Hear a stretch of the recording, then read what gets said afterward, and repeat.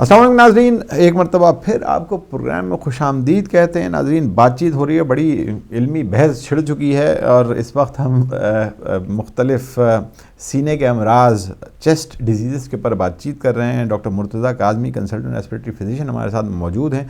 आपकी कॉल्स भी आ रही हैं और साथ में रज़ा भाई ने अभी बात की है कि रज़ा भाई रात को जो है वो काम करते हैं, दिन में जब वो सोते हैं तो जब उनकी आँख खुल जाती है सर के दर्द की वजह से, जो कि राइट साइड में हो रहा है और पीछे सर के पीछे की तरफ है। इसके अलावा इनको डायबिटीज़ भी है जनाब, और वो उसके लिए मेटफॉर्मिन खाते हैं और दूसरी दवाइयाँ जो डायबिटीज़ के लिए होती हैं, इंसुलिन पे नहीं हैं। कोडीन भी लेते हैं अपने IBS के लिए, जो कि इरिटेबल बाउल सिंड्रोम है।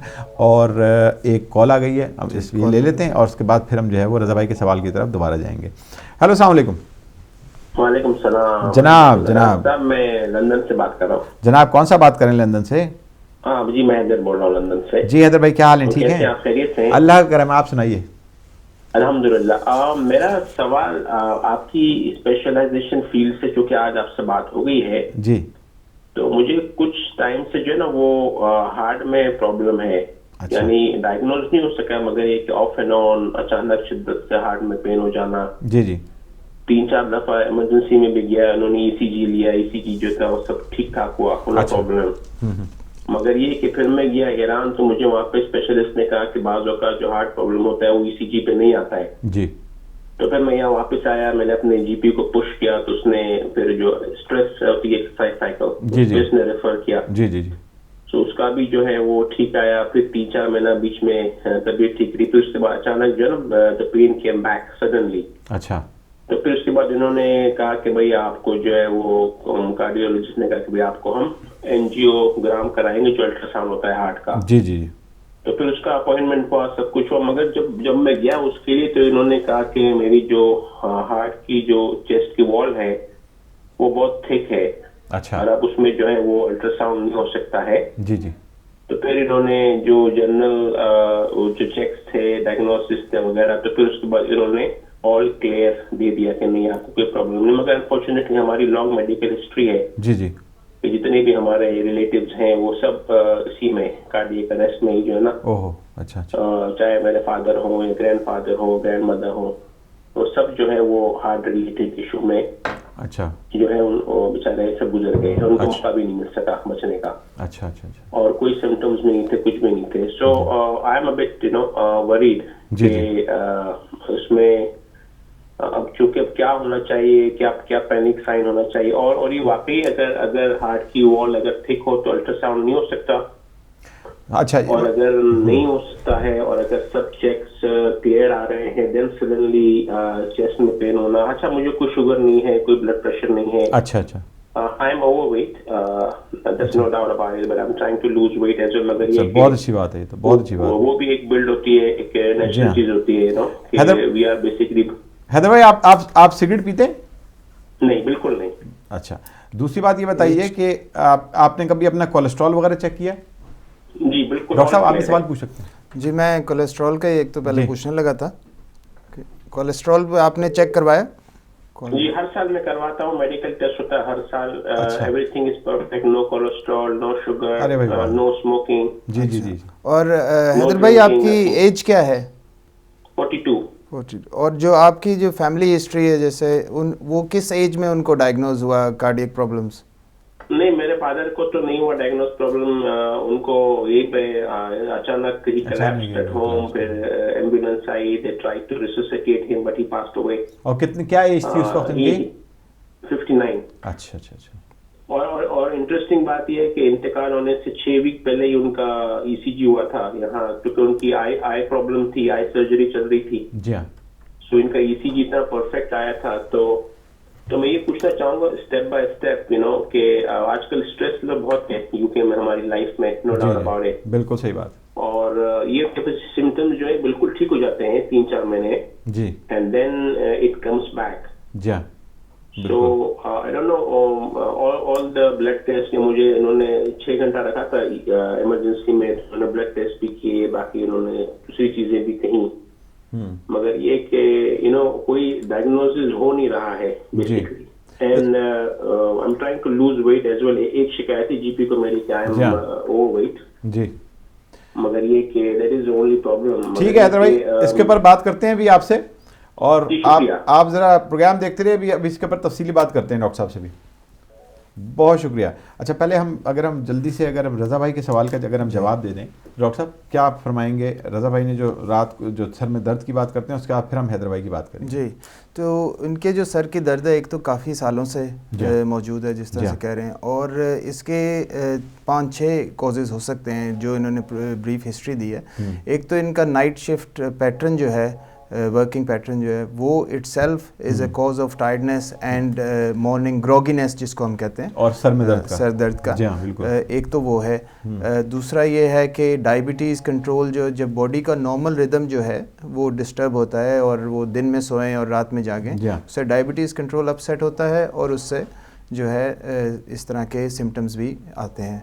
तीसरी बात, इन्होंने खुद ही एक जिक्र किया कि शायद तकिए की वजह से तो पोस्चर रिलेटेड हेडेक्स भी होती हैं, तो वो भी इनको देखना चाहिए कि मतलब कितने तकिए यूज़ कर रहे हैं, और या एक ऑर्थोपेडिक पिलोज़ मिलते हैं आजकल, वो उस तरह का यूज़ करके देखें। और इसके अलावा सी स्पाइन जो है, जो रीढ़ की जो ऊपर की हड्डियाँ हैं, उसका भी अगर पोस्चर ख़राब हो तो वो भी इसी तरह की दर्द जो है वो पीछे गर्दन में दर्द देंगे और सर के साइड पे दर्द देंगी। तो अगर तो उनको गर्दन में कुछ दर्द महसूस होती है तो बेहतर है कि अपने जीपी से रुजू करें, और हो सकता है उसका एक्सरे या एमआरआई कराना पड़े इसको डायग्नोस करने के लिए। तो ये सारी चीज़ें इनको देखनी पड़ेंगी और इसको 1 बाय 1 करके एक्सक्लूड करना पड़ेगा। इसके अलावा कोडीन का इन्होंने जिक्र किया जो ये लेते हैं आईबीएस के लिए, तो कोडीन भी अगर ज़्यादा मिकदार में यूज़ की जाए तो उसका भी इसको एक चीज़ हम कहते हैं कि एनाल्जेसिक रिलेटेड हेडेक या रिबाउंड हेडेक्स, तो वो भी उसको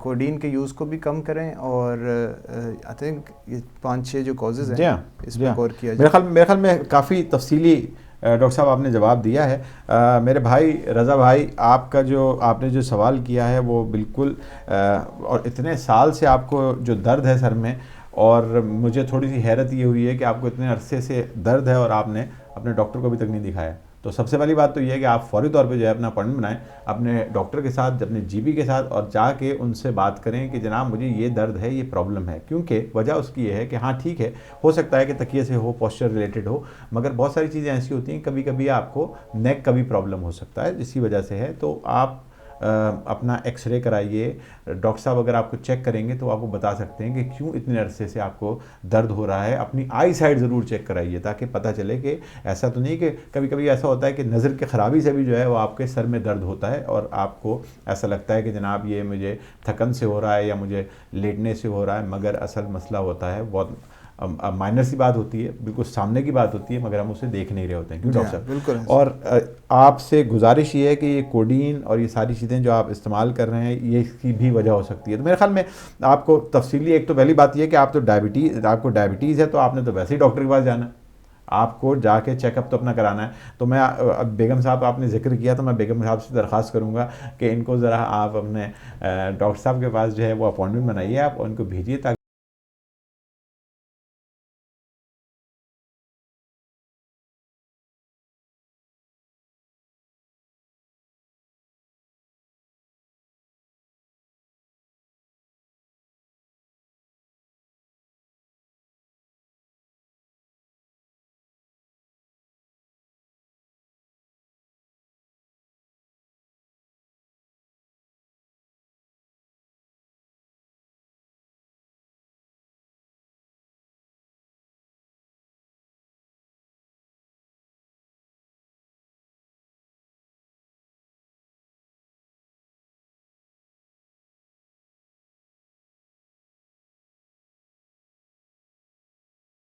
बहुत माशाल्लाह, बेशक शानदार बेशक, पेशकश। बहुत शुक्रिया से भाई, बहुत शुक्रिया। डॉक्टर साहब, मुझे एक्चुअली ना जो मैं क्रिकेट खेलता हूँ अच्छा सैटरडे, लेकिन मैं थोड़ा ओवरवेट हूँ। अच्छा थोड़ा क्या बल्कि हाँ थोड़ा ज्यादा ही ओवरवेट हूँ। अच्छा तो मेरी एक पिछले तकरीबन मैं 10-12 साल से क्रिकेट खेल रहा हूँ यहाँ हार्डबॉल जी, लेकिन क्या है कि पिछले तकरीबन 3 साल से जो मेरी राइट लेग है उसमें जो थाई होता है ना, थाई जी साइड का, जी जी, थाई का जो साइड एरिया होता है वो उसमें पेन होने लगा है। अच्छा थोड़ा जैसे अभी जैसे मैं घर में बैठा हुआ भी होता हूँ नॉर्मली, फॉर एग्जांपल जैसे नहीं भी खेलता हूँ, तो मेरी अगर टांग बहुत देर तक बैंड है तो वो उस हिस्से में, राइट हिस्से में जो थाई का है जी उसमें एकदम से जो है ना काफी देर के बाद पेन होने लगता है, तो मुझे वो नम हो जाता है, सुन हो अच्छा, जाता है। सुन हो जाता है जी। तो मुझे वो कंडीशन तो फौरन ही वो एक ही जगह से बार बार होता है, तकरीबन कोई 2 साल से जी। या 3 साल से।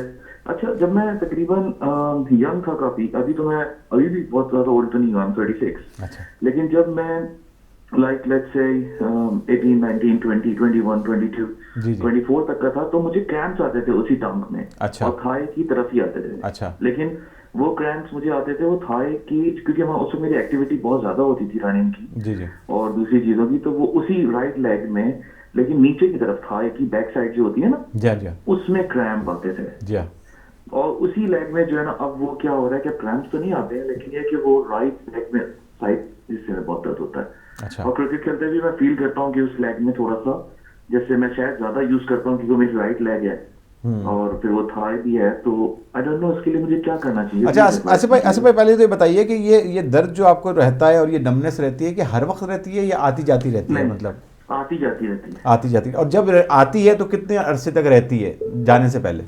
5 मिनट, 3-4 मिनट, 3 मिनट। अच्छा, और वो 3-4 खास मिनट के उसी लिए आती उसी है। एरिया में रहती है नमनेस और वो दर्द उसी जो एरिया में और एग्जैक्टली वही थाई बिल्कुल थाई का जो साइड सा होता है। ठीक है। अच्छा, ये जब आप क्रिकेट खेल के आप वापस आते हैं उस वक्त शुरू होता है या वैसे भी आप कुछ वैसे घर का वैसे काम भी कर आ रहे हैं, जाता वैसे है। बैठे हुए हैं, वैसे टेलीविजन देख रहे हैं, भी वैसे ही अगर शुरू हो मैं जाता है? बिल्कुल टीवी देख रहा होता हूँ अक्सर मैं जैसे रात को, हाँ जी। तो मुझे फील हो रहा होता है कि यहाँ नमनेस होना शुरू हो गई है, फिर मैं फौरन पोजीशन चेंज कर देता हूँ। डॉक्टर साहब आप सवाल करेंगे? इसके अलावा आपकी ये जो थाई में दर्द नमनेस और दर्द है, ये फ्रंट ऑफ द थाई है, बैक ऑफ द थाई है, या सारी थाई में होता है? राइट साइड के नहीं, ऊपर, राइट साइड पे, राइट साइड में थाई का जो राइट लेटरल साइड पे, लेटरल राइट थाई की जो राइट साइड है सिर्फ उधर, और नमनेस भी उधर ही है सिर्फ? उधर ही नमनेस होती है। और आपको कोई बैक इंजरी हुई हो खेलते हुए? पेन रहता था मुझे बैक में, लेकिन इंजरी तो मैं नहीं कहूंगा, जी। पहले रहता था बैक में, कभी कभार मुझे वो सर्दी में पेन आ जाता है जी। लेकिन इतना कांस्टेंट नहीं है, रेगुलर नहीं है, ये कि 1-2 साल में कभी आ जाता है सर्दी में कमर में दर्द, क्रिकेट खेलते हुए कभी हो जाता है। आपने डॉक्टर साहब को दिखाया? आपने अपने डॉक्टर को दिखाया? मैंने अभी तक ये डिस्कस नहीं किया, मैंने कहा चलो छोटी सी चीज है, जी हाँ, जी हाँ, जी हाँ। लेकिन अब मैं जी हाँ। सोच रहा हूँ कि नहीं, अच्छी बात है, बहुत अच्छी बात है। अच्छा भाई, बात करते हैं इसके ऊपर, आप प्रोग्राम देखते रहिए, ठीक है? बहुत मेहरबानी सर, बड़ी मेहरबानी, बहुत शुक्रिया, बहुत शुक्रिया। एक और कॉल ले लीजिए। जी जी, कॉल ले लीजिए। हेलो, अस्सलाम वालेकुम। हेलो, अस्सलाम वालेकुम। अलैकुम अस्सलाम। कौन सा बात कर रहे हैं जनाब? सर मैं अदीब बात कर रहा हूँ बर्मिंघम से। अदीब भाई, क्या हाल है? ठीक हैं आप? जी ठीक ठाक, आप सुनाएं। अल्लाह का करम है जनाब, फरमाइए अदीब भाई। मैंने डॉक्टर साहब से बात पूछनी थी। जी जी, फरमाइए। टीवी की आवाज। अदीब भाई, अपना टेलीविजन जो है उसका वॉल्यूम बंद कर दीजिए। 1 मिनट में बता। हाँ, अब बंद करते हैं, मैं इंतजार कर रहा हूँ।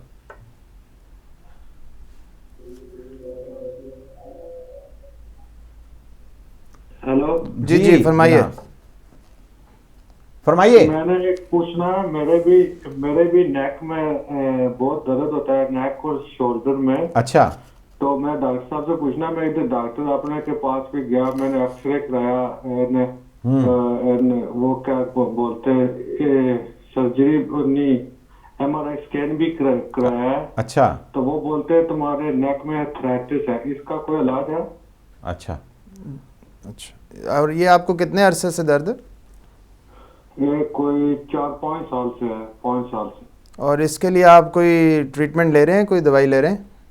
वो डॉक्टर खाली पेन किलर दे रहे हैं, बाकी कुछ नहीं। वो बोलते हैं आर्थराइटिस है मेरे नेक में, इसकी वजह से शोल्डर में भी पेन होता है, बहुत ज्यादा होता है। अच्छा, चलिए इस पर बहुत बात शुक्रिया करते हैं। अदीब भाई, बहुत बहुत शुक्रिया। अभी हम बात करते हैं इसके ऊपर, आप प्रोग्राम देखते रहिए, हम बात करें अभी। हेलो, अस्सलाम वालेकुम। हेलो, अस्सलाम वालेकुम। अलैकुम अस्सलाम। कौन बात कर रहे हैं जनाब? जी, मैं मिसेस खान बात कर रही हूँ, मैंने डॉक्टर साहब से मशवरा लेना था। जी जी, फरमाइए। फरमाइए। जी फरमाइए फरमाइए। जी, मैंने अपनी बेटी के बारे में पूछना था, उसको अस्थमा है बचपन से। जी जी, और अभी डॉक्टर ना उसको पहले तो उसको दे रहे थे वो ब्राउन इनहेलर और ब्लू इनहेलर। जी। तो पिछले वीक उन्होंने चेंज किया, अभी उसको जो कॉम्बो इनहेलर है वो दे रहे हैं। अच्छा। स्टेरॉइड वाला और वो जो साल्ब्यूटामोल कंबाइंड इनहेलर।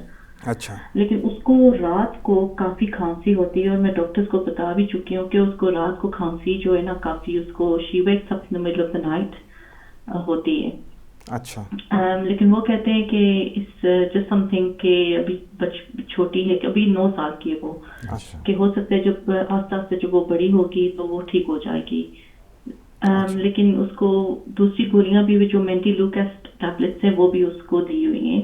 अच्छा। वो भी खा रही है, 2-3 साल हो गए उसको खाते हो, लेकिन उससे भी उसको कोई फर्क नहीं पड़ रहा। लेकिन मैं ये जानना चाहती थी कि क्योंकि उसको हाई डोज भी दे रही है वो स्टेरॉइड्स का भी अभी कॉम्बो वो जो इनहेलर है, लेकिन इसके अलावा कुछ और है? अगर मैं डॉक्टर से मशवरा अगर ले लूं या पीडियाट्रिक डॉक्टर से फिर वापस मशवरा लूं, क्योंकि जो रात को उसको खांसी होती है इसका जो है ना उसकी वजह से वो उसको नींद भी नहीं आती। अच्छा। तो उसका जो सांस लेना काफ़ी मुश्किल हो जाता है जी। इसके अलावा ये बताइएगा कि दिन में वो कैसी रहती हैं? दिन को अगर वो थोड़ा सा अगर सीढ़ियों से अगर भागना यानी कि स्कूल हो जाते हैं जब ये कर ले तो फिर भी उसको अपना इनहेलर यूज़ करना पड़ता है। अगर दूसरे बहन भाइयों के साथ खेले, सीढ़ियों 2-3 दफ़ा ऊपर नीचे जाए तो उसको फिर सांस फूल जाती है, तो फिर भी उसको यूज़ करना पड़ता है अपना ब्लू इनहेलर। अच्छा। ये नहीं कि वो शी यूज़ ब्लू इनहेलर 3-4 दफ़ा यूज़ उसको करना ही पड़ता है दिन में। अच्छा। तो प्लस द कॉम्बो इनहेलर। अच्छा। और ये इनको चेस्ट इन्फेक्शन वगैरह भी होते हैं? हो जाते हैं। कितने फ्रीक्वेंटली? अगर लास्ट अगर 12 मंथ्स की बात करें? उसको एंटीबायोटिक्स दिए थे 3-4 हफ्ते हो गए यूज़ किए हुए। अच्छा। कितनी दफ़ा एंटीबायोटिक्स इनको मिल चुकी हैं पिछले 12 महीने में अंदाज़न? 12 महीने में 3 दफ़ा। अच्छा। अच्छा। और इसके अलावा एस्मा के अलावा कोई उनको प्रॉब्लम? नहीं, सिर्फ इसको एस्मा। अच्छा। और एलर्जीज़, कोई नॉन एलर्जीज़ हैं? नहीं। अच्छा। और घर में कोई पेट्स हैं, कोई डॉग्स या कैट्स? नहीं। अच्छा। चलें इस पे हम अभी बात करते हैं। घर में कोई ऐसा जो कोई स्मोक वगैरह तो नहीं करता? नहीं, कोई भी नहीं। अच्छा, बहुत शुक्रिया मिस खान। अभी बात करते हैं इसके ऊपर, आप प्रोग्राम देखती रहिए। बहुत शुक्रिया। बहुत शुक्रिया। अच्छा जनाब, अब हमारे पास थोड़े से सवाल जमा हो गए हैं। पहले हम हैदर भाई का सवाल था। हैदर भाई का सवाल जो है वो आप उसके ऊपर गुफ्तगू कीजिए। जी। तो इन्होंने लंदन से जो सवाल किया था चेस्ट पेन का, इन्होंने कहा कि, और इंटरेस्टिंग इन्होंने जो बात बताई कि इनकी फैमिली हिस्ट्री जो है वो काफ़ी स्ट्रॉन्ग है कार्डियक डिजीज़ की, और ये ख़ुद भी अभी यंग हैं, 42 इयर्स इनकी एज है। अच्छा, अभी इनकी जो चेस्ट पेन है बड़ी इंटरमिटेंट है, और ये हॉस्पिटल भी जा चुके हैं और वहाँ पर उनका टेस्ट भी हो चुका है, ETT भी हो चुका है, इसके अलावा स्ट्रेस एको भी हो चुकी है। एंजियोग्राम भी इन्होंने कहा था कि जी, एनजीओ का इन्होंने मेंशन किया था, लेकिन आई डोंट नो कि इनका एनजीओ हुआ या नहीं। मेरे ख्याल में उन्होंने कहा था कि एनजीओ मेरी हो गई है। एक जो उनको प्रॉब्लम थी वो ये थी कि उनका चेस्ट वॉल जो है वो बहुत थिक है, तो इस वजह से एको वो नहीं हो सका। मगर हम ट्रांस इसोफेजियल भी तो कर सकते हैं। जी, ट्रांस इसोफेजियल बहुत उसकी कम इंडिकेशंस होती हैं। नॉर्मली अगर सिर्फ कार्डियक फंक्शन देखना हो तो वो जो इनका ट्रांसथोरेसिक एकोकार्डियोग्राम से ही पता चल जाता है। लेकिन अगर इनका स्ट्रेस एको हो चुका है तो इट डजंट मैटर कि अगर उनका दूसरा एको नहीं हो रहा, क्योंकि उस पर कार्डियक फंक्शन भी और उसकी इस्कीमिया या उसमें अगर ऐसी कोई डिजीज़ आ रही है तो वो पता चल जाती है।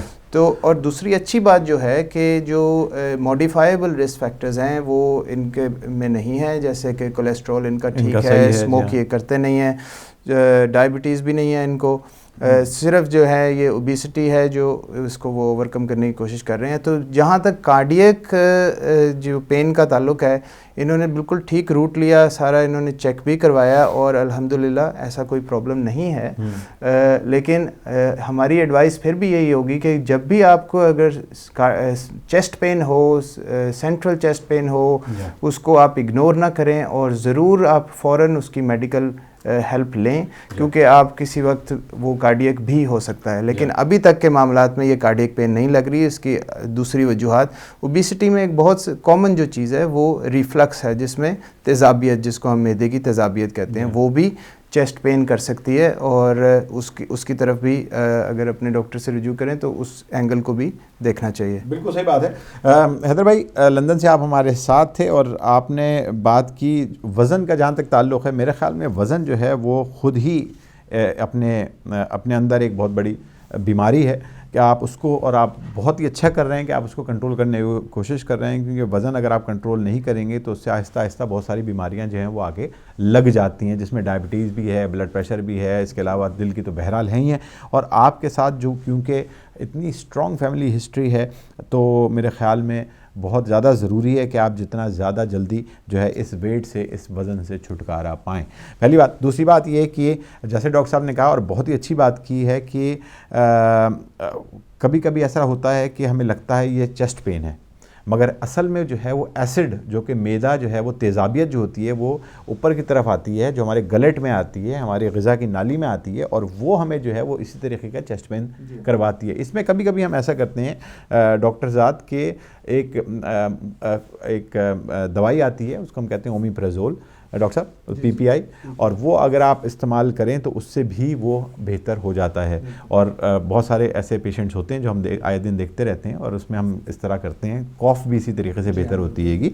तो वो अगर आप चाहें तो वो डॉक्टर साहब से बात करें, क्योंकि हमारा जैसे प्रोग्राम का जो काम है वो ये है कि आपको इन्फॉर्मेशन दे दें, फिर वो आप ज़ाहिर बात है, क्योंकि हमारे पास आपकी पूरी हिस्ट्री तो है नहीं, तो हमारी कोशिश ये है कि आपको बेस्ट इन्फॉर्मेशन, अवेलेबल इन्फॉर्मेशन आपको बताएं, और फिर वो आप डिस्कस करेंगे। डॉक्टर साहब के पास आपके नोट्स सामने रखे हुए होंगे, वो उसमें देखेंगे नहीं जी आपकी इसकी ज़रूरत नहीं, फ़लाने की ज़रूरत है, तो वो आप, मगर अगर आपको सब कुछ क्लियर हो चुका है और उसके बावजूद अगर आपको चेस्ट पेन होता है, जैसे डॉक्टर साहब ने फरमाया कि वो फौरी तौर पे आपने जो है उसकी मेडिकल हेल्प लेनी है, क्योंकि वो वाली मिसाल ना हो जाए शेर आया शेर आया शेर आया, मगर ये कि आप अगर आपको चेस्ट पेन होता है तो आप फौरी तौर पे इसको बिल्कुल नए चेस्ट पेन की तरह लीजिएगा। ये नहीं कि जी मुझे तो हुआ था पहले, मैंने सारे टेस्ट भी करा लिए उसके बाद नहीं हुआ, तो इसकी वजह से अपनी एहतियात ज़रूर रखें, क्योंकि बहरहाल आपकी स्ट्रॉन्ग फैमिली हिस्ट्री है, मगर यह है कि साथ में वेट लूज़ करें और अपने डॉक्टर से मुसलसल राब्ते में रहें।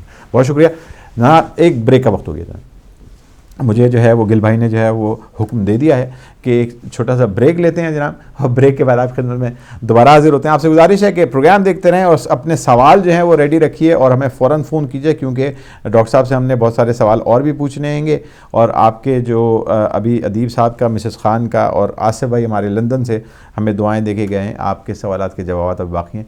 एक छोटा सा ब्रेक लेते हैं।